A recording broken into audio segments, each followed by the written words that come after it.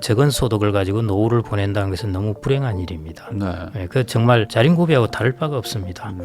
굴비 매달아 놓고 먹지도 않고 그냥 맛있다고 있는 것이나 주택을 매달아 놓고 자기 궁핍하게 사는 것이나 똑같습니다. 반드시 저는 수학 거래를 하든지 뭐 안 그러면은 집을 옮기고 나머지를 인출을 하든지 혹은 주택연금을 받든지 그런 식으로 해서 캐시플로우를 만들어내는 것, 우리는 페이백을 해야 됩니다. 그래서 저는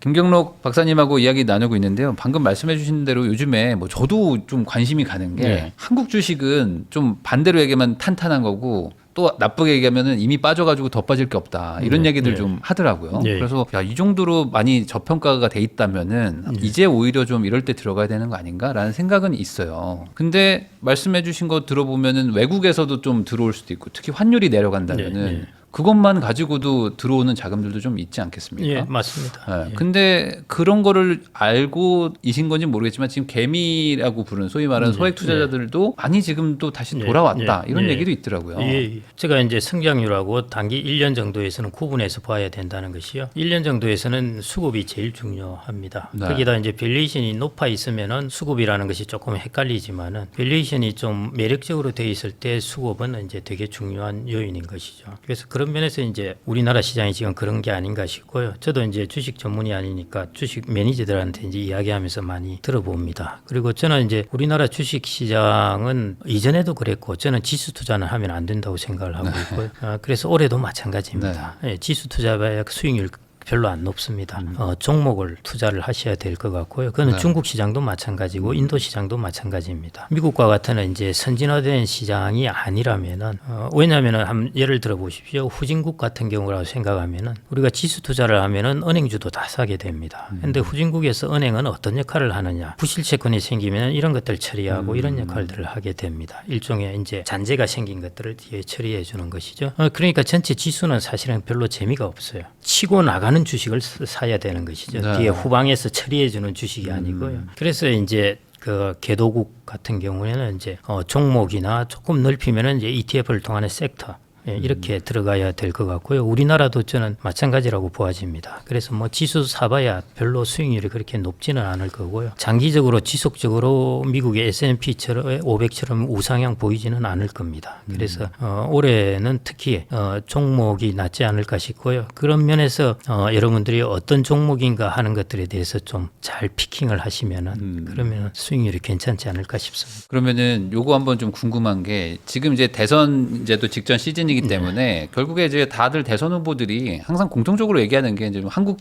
주식시장을 좀 살리겠다 이런 얘기들을 많이들 하잖아요. 항상 과거에 보면. 그러면 이게 어떤 정책이나 이런 것들을 가지고도 우리나라 이 코스피, 코스닥도 좀 이렇게 좀 우상향할 수 있게 바꿀 수 있지 않을까라는 생각도 좀 있는데 또 말씀해 주신 거 보면은 또 그런 거 너무 기대하지 않는 게 좋겠다. 예, 저는 이제 그렇게 보고 있고요. 방금 말씀하신 것처럼 우리나라가 퍼가 낮고 이제 저평가되어 있는 코리아 디스카운트라는 것을 단순히 기업의 지배 구조 그리고 기업의 지배 구조를 고쳐서 기업이 경쟁력도 좋아지고 자본시장도 다 좋아지고 이렇게 되는 그런 이제 아주 좋은 길이 있을 것 같다는 생각을 하는데요. 저는 반드시 이제 그렇지는 않다는 것이 왜냐하면 이 시장은 시장의 가장 이제 최적점을 찾아서 이 제도가 만들어져 있고 사람들이 행동을 하는 것입니다. 예를 들어 이런 것이죠. 미국은 왜 그렇게 퍼가 높고 배당도 잘 해주고 있느냐? 미국은 전체 국가의 큰 리스크라는 것을 크게 기업이 생각을 안 해도 됩니다. 우리나라는 기업이 가장 큰 트라우마가 뭐냐면은 IMF 외환위기예요. IMF 외환위기를 한번 덜크덕 맞고 보니까 자기가 소유하고 있던 기업이 덜크덕 빼앗겨버리는 것입니다. 그러다 보니까 우리나라는 배당도 안 하고 자꾸 자본을 축적하려고 그러는 것이에요. 자본을 축적을 하려다 보니까 당연히 퍼가 낮아지죠. 자본의 효율성이 떨어지니까요. 그러니까 기업의 생존이 우선인 것입니다. 그게 이제 국가의 특징인 것이죠. 사실은 미국은 뭐 기업의 생존, 나라가 흔들릴 일이 없으니까요. 이런 것뿐만 아니라 이제 또 다른 요인도 있는 것이 예를 들어 미국이나 그런 나라는 이제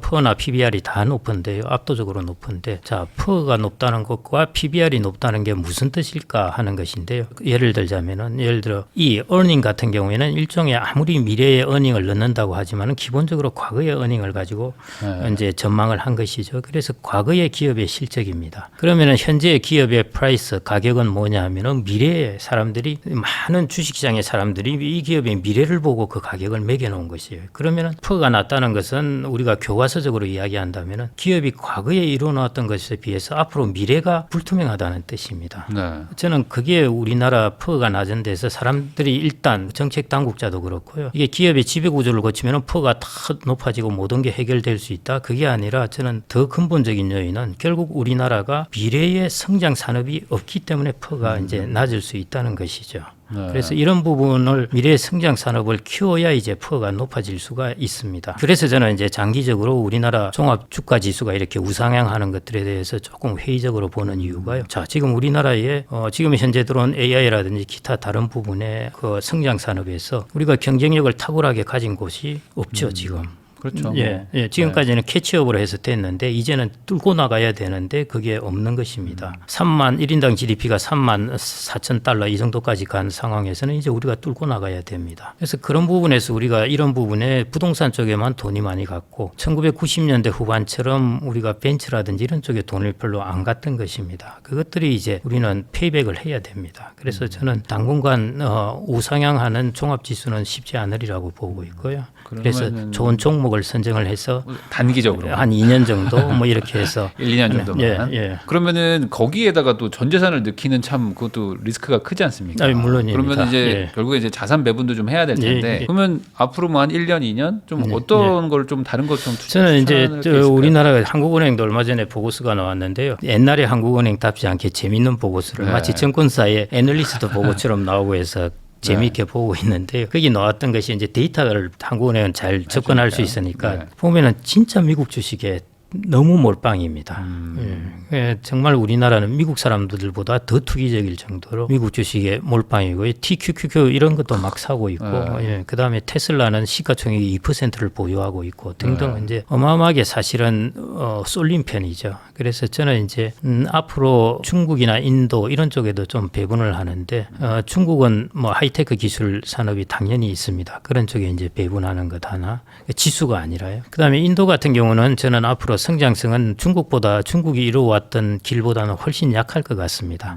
그럼에도 불구하고 거기는 경쟁력 있는 파트가 있지 않습니까? 예, 그런 쪽에 이제 기업들 위주로 혹은 섹터 이런 쪽 위주로 조금 분산을 하시는 게 어떨까 그렇게 생각합니다. 그럼에도 불구하고 이번 국면을 지나고 나서는 그래도 코어의 중심축은 S&P 500을 잡고 계신 게 제일 좋지 않을까 싶습니다. S&P 500이 중심축을 잡고 있는데 그 주변을 이제 인도, 중국, 이제 우리나라의 이제 좋은 종목들로 이제 구성하고 있는 것, 혹은 좋은 섹터 ETF로 구성하고 있는 것. 그게 저는 포트폴리오상 장기적으로 좋은 포트폴리오가 아닐까 봅니다. 그러면은 여기서 궁금한 게 아마 저랑 같은 생각이실 것 같은데 S&P 500이나 나스닥이나 어쨌든 한 번에 충격이 올 수도 있다고 얘기를 해주셨는데 그때 우리나라 주식들도 그럼 같이 영향을 좀 받지 않을까라는 걱정은 좀 있거든요. S&P 500이 뭐 앞으로 지금부터 한 10에서 15% 더 떨어진다. 그러면 우리나라 주가도 당연히 영향을 받죠. 근데 S&P 500이 적당히 떨어지는 것은 저는 우리나라 주가 영향을 안 받으리라고 봅니다. 그래서 저는 올 초에도 이제 그런 이야기를 했습니다만은 미국 주가 지수가 크게 흔들리지 않는 한은 우리나라 주식은 괜찮을 거다 이렇게 너무 보고 아직 있습니다. 저평가라. 예.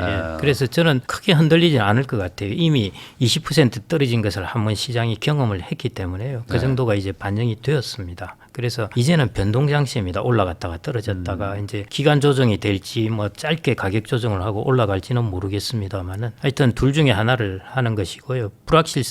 주가의 불확실성의 절반 이상은 이미 한번 경험을 해버렸기 때문에 그걸로 이제 우리가 받아들인 것이 현재 우리나라의 주가 지수이거든요. 그래서 저는 이제 뭐 정말 저 생각과 달리 또 한번 중국과의 무역 마찰이 엄청 커지면서 또 한번 폭락을 할 수도 있겠는데요. 그거는 저도 전망하기 어렵겠습니다. 요즘 그래서 누구나 주식시장의 사람들이 불평하는 게 이제 매크로 모르겠다는 것입니다. 아니, 괜찮다고 했는데 갑자기 한마디 하면 떨어져버리고 하니까요. 그거는 이제 완전히 외생적인 변수이고요. 그런 걸 조금 차치한다면은 우리나라는 조금 안정적으로 그래도 올해 정도는 갈 수 있지 않을까 봅니다. 올 초부터 이런 이야기를 해서 저도 이런 이야기를 해놓으면은 이때부터 신경이 쓰입니다.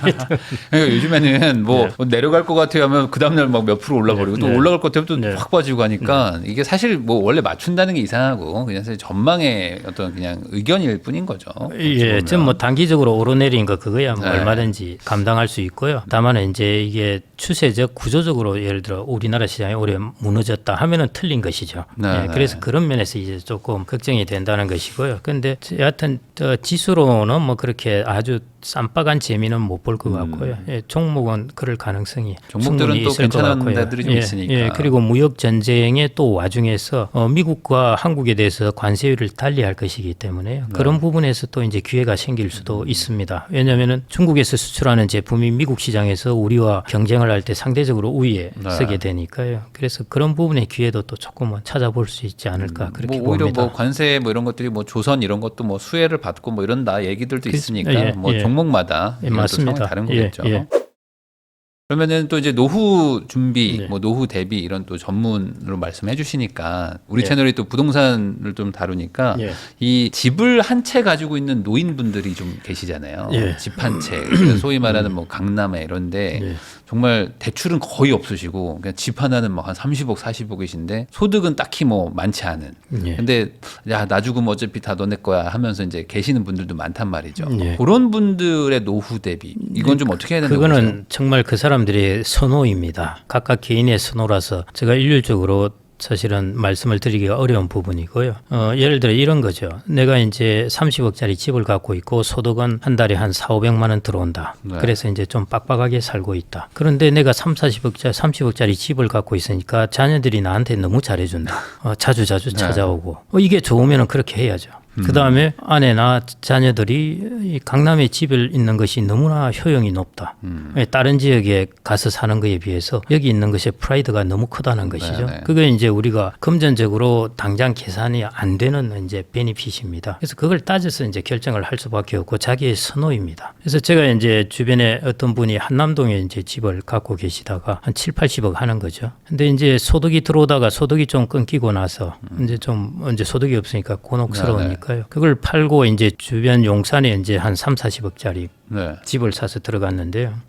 자녀와 그 부인의 반대가 불평이 엄청 너무 많았답니다. 심해져서 예, 반대가. 내가 창피해서 못 살겠다. 뭐 이런 것들인 것이죠. 그런데 이제 당사자 입장에서 너무 편해졌다는 것이죠. 네. 예. 때문에 가장은 그렇지 않습니까? 뭔가 소득을 그렇죠. 마련해 뭐 줘야 있어야지. 되는데. 네. 예. 근데 이제 이걸로 인해서 캐시를 만들 수 있으니까 그분은 또 이제 훨씬 편해지고 잘했다는 생각인 것이죠. 그래서 이게 선호라는 것입니다. 예. 그래서 그거는 이제 의사결정을 하셔야 되는 것이고요. 저의 선호하고 다를 수가 있기 때문에. 네. 예. 근데 길게 봤을 때는 그래도 이제 노후에 소득이 있어야 되는 거 아닐까요? 물론이죠. 개인적으로는 어떻게 생각하세요? 물론이죠. 당연히 그거는 뭐 그 자녀 현금 흐름이 좀 있어야 되지 않을까요? 물론입니다. 네. 그는 당연히 그게 맞는 것이고요. 요즘 그래서 이제 그 강남에 집을 있는 부모님 같은 경우는 이제 자녀가 그 부분에 대해서 주시하고 있다는데요. 저것은 내 집이다. 절대 건드려서는 안 된다. 뭐 이렇게 이제 생각을 하고 있기도 하다고 그러는데요. 네. 거기다 이제 상속세도 바뀌고 하면은 별 세금도 없이 이제 받을 수 있거든요. 큰 재산이죠. 그러면 차라리 용돈을 받아라. 아들, 딸한테. 그렇죠. 이제 자산이 많잖아요. 네, 네. 나는 캐시플로우가 없는 것이고 네. 아들은 자산은 없고 캐시플로우가 있잖아요. 미래에 있을 자산과 캐시플로우를 네, 서로 수합을 하는 교환하는. 거죠. 네. 수합 거래하는 것이죠. 네. 나중에 내가 죽으면은 집이 간다. 대신 캐시플로우를 나한테 달라. 네. 그 주택연금인데요. 주택연금을 굳이 뭐 주택금융공사하고 하지 사금융으로. 말고 네. 사금융으로 그렇죠. 이렇게 이제 해결을 한다든지 하는 것도 방법입니다. 네. 그렇게 하십시오. 좋습니다.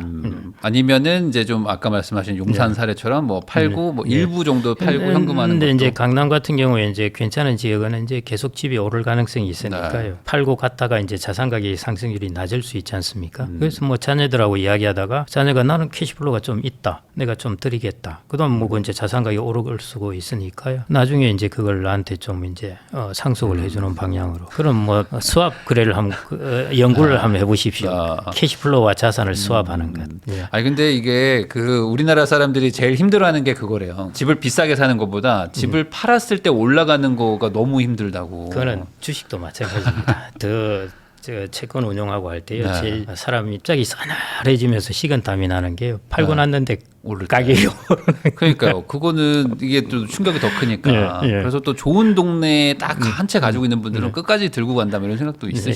심리학적으로 원래 그럴 때가 더 타격이 큽니다. 내가 샀는데 가격이 떨어진 것은 또 오르겠지 하고 기다리고 있는데요. 네. 팔았는데 올라 버리는 거예요. 그러면 그리고 다시 못 산다. 그렇죠. 예. 그러니까 그러니까. 이게 이제 이 심리 때문에 이제 잘 못 파는 거죠. 그러시면은 그러면서 내가 적은 소득을 가지고 노후를 보낸다는 것은 너무 불행한 일입니다. 네. 예, 그 정말 저는 자린고비 예를 드는데요. 자린고비하고 다를 바가 없습니다. 굴비 매달아 놓고 먹지도 않고 그냥 맛있다고 있는 것이나 주택을 매달아 놓고 자기 궁핍하게 사는 것이나 똑같습니다.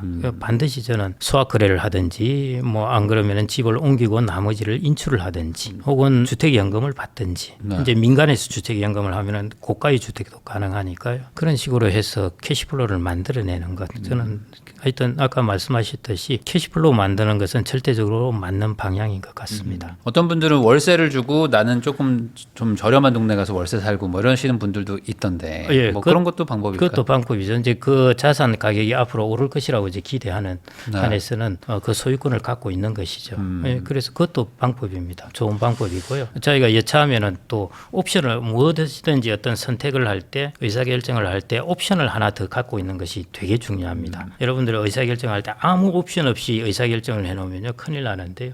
이 무엇이든지 옵션이 있는 것이죠. 방금 말씀하신 경우에도 여차하면 내가 들어올 수 있는 옵션. 예. 그래서 대신에 이제 월세 차이에서 내가 소득을 뽑아내는 것. 그래서 좋은 의견이신데요. 한 3년 그렇게 살아보는 것입니다. 네. 살아보고 좋네 하면 계속 사는 거고요. 아니다 싶으면 다시 돌아오는 것이죠. 아내와 그 아들의 맞습니다. 반대가 너무 심하면 다시 돌아오고. 예, 근데 아마 반대가 심하지 않을까 싶고요. 그래서 어떤 경우에는 전략에서 배수진을 펴는 것도 방법입니다. 아예 팔아버리고 가는 게 다시 돌아올 수 없기 때문에. 근데 이게 또 노년에는 또 이게 가족들과의 사이도 되게 중요하기 때문에 여하튼 옵션을 갖고 있는 게 좋습니다. 가능하면 좀 너무 극단적인 것보다는 약간 좀 완충적인 배수진은 함부로 치는 게 아닙니다. 네, 그렇게 하시면 좋지 않을까 정도로 얘기를 하면 될 것 같습니다. 지금까지 미래에셋 자산운용 고문이시죠 김경록 박사님 모시고 노후 준비 방법부터 최근에 지금 이제 경제가 좀 혼란스러운데 이럴 때 좀 어떻게 해야 되는지 아까 말씀해 주신 것처럼 좀 단기적으로는 뭐 국내 주식도 괜찮을 것 같고 근데 너무 장기로 본다거나 아니면 뭐 미국 주식을 너무 좋게 본다는 거는 또 아니라고 얘기를 해주셨으니까 이런 거 잘 해석하셔가지고 본인 투자에 좀 적용하시면 좋을 것 같습니다. 귀한 시간 내주셔서 시청해 주신 거 다시 한번 감사하다는 말씀 전하면서 저도 박사님하고 인사 나누겠습니다. 오늘 나오셔서 감사드립니다. 네, 감사합니다.